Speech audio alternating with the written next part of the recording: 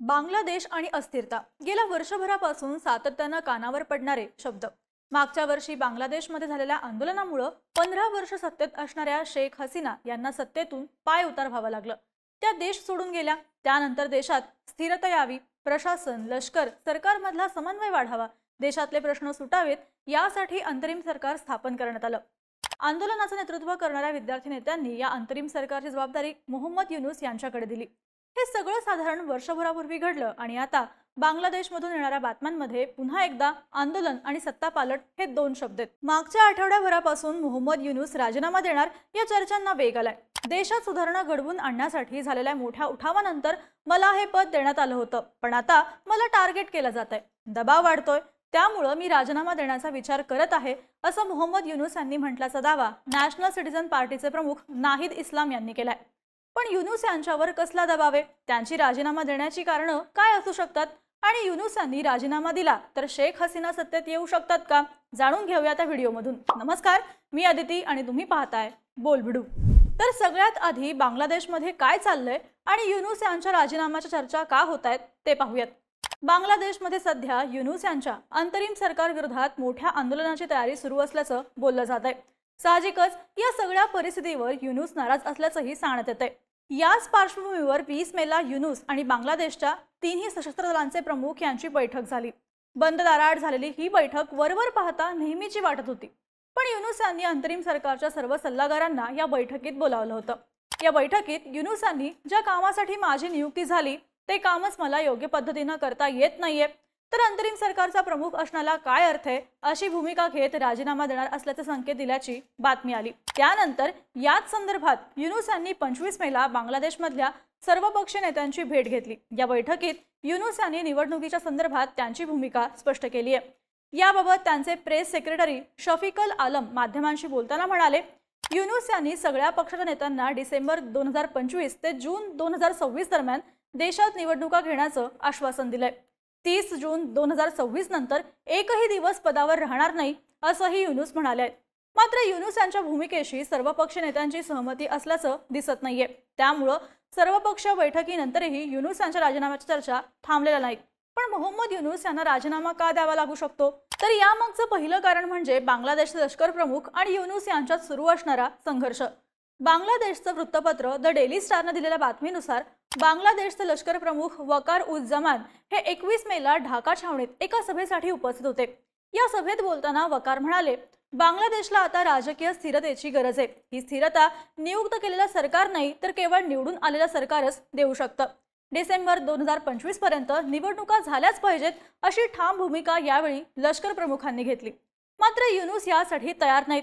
खरं तर वकार उज जमान यांनी अंतरिम सरकारची स्थापना झाल्यानंतर युनूस यांना संपूर्ण पाठिंबा दिला होता। मात्र अंतरिम सरकार स्थापन होऊन 10 महिने झाले तरी निवडणुका झालेल्या नाहीत।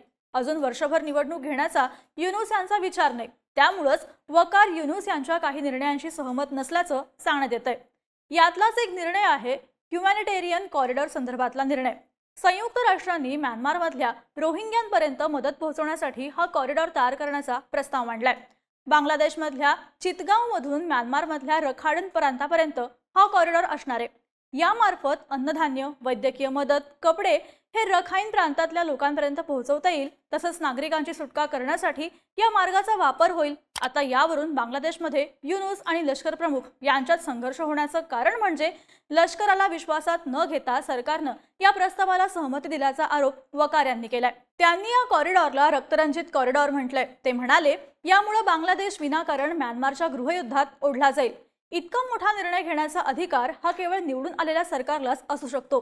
या दोघांमधला सुप्त संघर्ष वाढल्यानंतर बांगलादेशच्या विविध भागात लष्करानं गस्त वाढवली आहे। कायदा आणि सुव्यवस्था राखण्यासाठी लष्कर आणि सुरक्षा दलांनी मागच्या महिन्यात 2000पेक्षा जास्त लोकांना अटक केली आहे।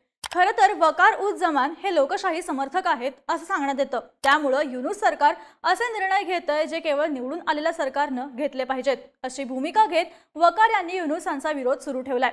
साहजिकच लष्कराचा दबाव युनूस यांनी राजीनामा देण्याचं कारण ठरू शकतो।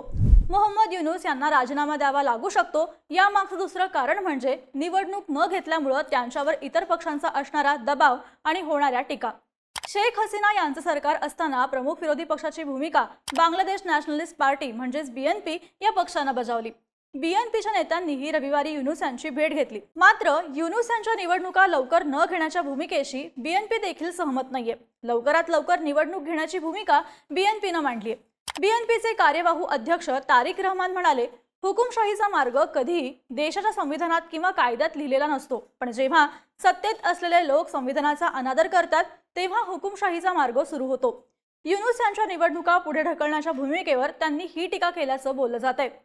शेख हसीना यांचं सरकार पाडण्यासाठी जे विद्यार्थी आंदोलन झालं त्याचा फायदा घेऊन युनूस सत्तेत आल्याच्याही टीका युनूस यांच्या टीकाकारांकडून होत आहेत। लोकांनाही आता देशात निवडणुका हव्यात। बांगलादेशमध्ये झालेल्या एका सर्व्हेत तिथल्या 58% लोकांना याच वर्षी निवडणूक हव्या असल्याचं समोर आलंय। त्यामुळे निवडणुकांच्या मागणीचा दबाव हे देखील युनूस यांच्या राजीनाम्याचं कारण ठरू शकतं। युनूस राजीनामा देऊ शकतात याचं तिसरं कारण म्हणजे आंतरराष्ट्रीय दबाव। ह्युमन राईट वॉच ही संस्था जगभरातील देशांमध्ये मानवी अधिकाराचं कुठे उल्लंघन होत असेल त्याची चौकशी करते। या संस्थेने युनूस सरकारच्या निर्णयावर टीका केली आहे। काही दिवसांपूर्वी अंतरिम सरकारने शेख हसीना यांच्या आवामी लीग पक्षावर बंदी घालण्याचा निर्णय घेतला होता। त्यावेळी युनूस सरकार हे शेख हसीना यांच्या समर्थकांच्या मूलभूत अधिकाराचं उल्लंघन करत असल्याची भूमिका मांडली होती। भारताचे परराष्ट्र मंत्रालयाचे प्रवक्ते रणधीर जयस्वाल यांनीही बांगलादेशमध्ये राजकीय पक्षावर अशा प्रकारे बंधन घालण्यावर चिंता व्यक्त केली होती। तसंच बांगलादेशमध्ये लवकरात लवकर निवडणुका व्हाव्यात अशीच भारताची भूमिका असल्याचंही ते म्हणाले होते।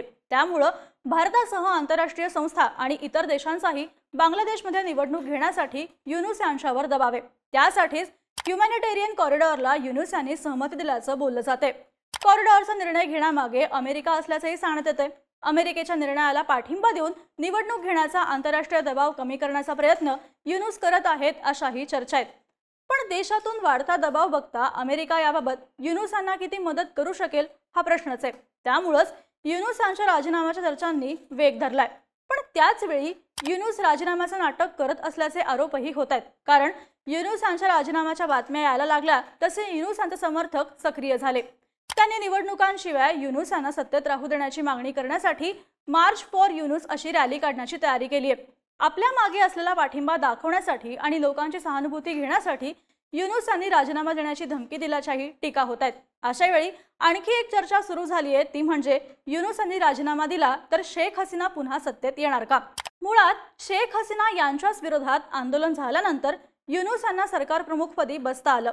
शेख हसीना यांना देश चालवता आला नाही असा आरोप करत त्यांचं सरकार पाडण्यात आलं। त्यानंतर युनूस यांच्याकडे कारभार गेला। ते बांगलादेशमधली परिस्थिती चांगली सांभाळू शकतात असंही बोललं जात होतं। मात्र 10 महिन्यात त्यांनाही बांगलादेशमधली परिस्थिती फारशी शांत करता आली नाही। त्याचाच फायदा आता शेख हसीना घेताना दिसतायत। युनूस यांच्या सरकारवर देश अमेरिकेला विकला अशी टीका हसीना यांनी केली होती। त्यांच्या पक्षावर बंदी आल्यानं त्यांचे समर्थकही आक्रमक झाले होते। तसंच युनूस यांच्या कार्यकाळात बांगलादेशमधल्या अल्पसंख्याकांवर होणारे हल्ले वाढले, त्यांच्या सुरक्षेचा प्रश्न निर्माण झाला।